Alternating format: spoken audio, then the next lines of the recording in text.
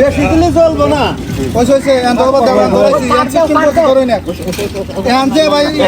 Wow guys দেখেন যমুনা নদীতে বঙ্গবন্ধু সেতুটার ভিউটা দেখেন আমরা কিন্তু অলরেডি চায়নাবাদে চলে আসছি। চায়নাবাদে মুক্তিযোদ্ধাদের যে ভাস্কর্যটা আছে, হ্যাঁ এই যে বাগানি হলো আজকে জাহিদ মোল্লা।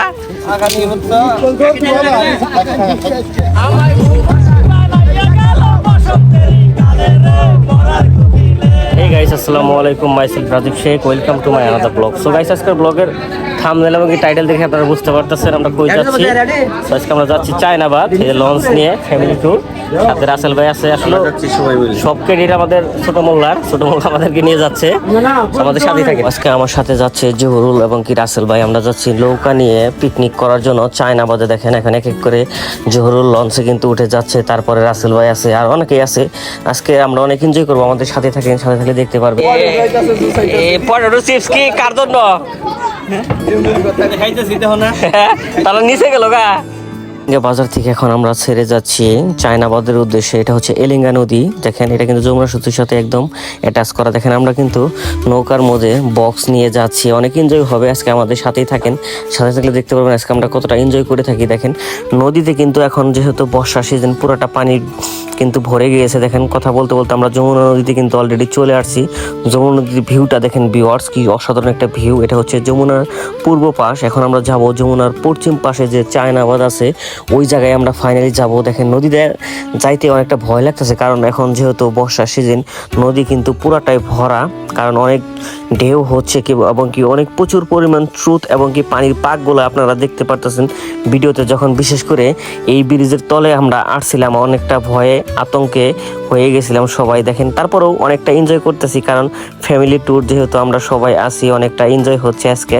তো আমার আজকের এই ভিডিওটা যারা আমার ফেসবুক পেজে দেখতেছেন অবশ্যই আমার পেজটাকে ফলো দিয়ে রাখবেন, আর যারা আমার ইউটিউব চ্যানেলে দেখতেছেন অবশ্যই আমার ইউটিউব চ্যানেলটাকে সাবস্ক্রাইব করে রাখবেন। এরকম ভিডিও অবশ্যই আপনারা দেখতে পারবেন আমার চ্যানেলে। দেখেন এটা কিন্তু বঙ্গবন্ধু সেতু, তার পাশেই রেল সেতু হচ্ছে। আগে কিন্তু এই সেতুর উপর দিয়ে রেল যাইতো, কিন্তু রেল কিন্তু অতটা গতিতে যাইতো না, কারণ যেহেতু এটা গাড়ি চলার জন্য করছিল, ঝুঁকিপূর্ণ হওয়ার কারণে কিন্তু নতুন করে আমাদের বাংলাদেশ সরকার এই রেল সেতুটা নির্মাণ করেছে।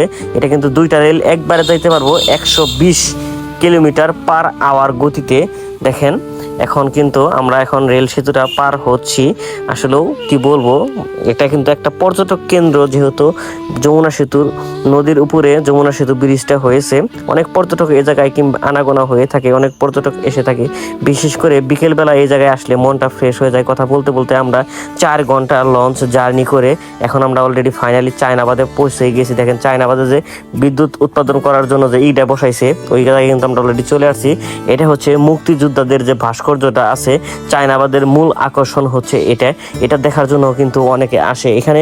বিশেষ করে বিকেলবেলা বসে থাকলে অনেকটা ভালো লাগে, কারণ এখানে পানির প্রচুর স্রোত। পিকনিকে আসার পরে নিজেরা রান্না করে খেলে ওটা কিন্তু অনেকটা মজা হয়ে থাকে। দেখেন আজকে জাহিদ মোল্লা রান্না করতেছে, আমরা সাথে হেল্প করতেছি। আজকে আমাদের রান্নার কালারটা দেখেন, আজকে আমরা বিরিয়ানি রান্না করব। তো চায়নাবাদে আসার পরে অনেকটা এনজয় করতেছি, বিশেষ করে রান্নাটা। লাভলু ভাই অনুভূতিটা কেমন লাগতেছে? হ্যাঁ এই বাগানি হলো আজকে জাহিদ মোল্লা। জাহিদ অনেক কষ্ট করে রান্না করতেছে। দেখেন নাড়াচাড়া দিয়ে অনেকটা ঘেমে গিয়েছে। এখন ফুবা বলতেছে আমি একটু নাড়াচাড়া দিয়ে রান্নাটা করে দিই, তোমাদের হেল্প করি। সো ফুবাও অনেকটা কষ্ট করে আমাদেরকে রান্না করার জন্য হেল্প করতেছে। কি বলবো, ফুবা কিন্তু হার্টের রোগী, তারপরেও আমাদের সাথে অনেকটা এনজয় করতেছে। সো অনেক ঘোরাঘুরির পরে আমরা ফাইনালি বাসায় চলে যাচ্ছি। সবাইকে অসংখ্য ধন্যবাদ।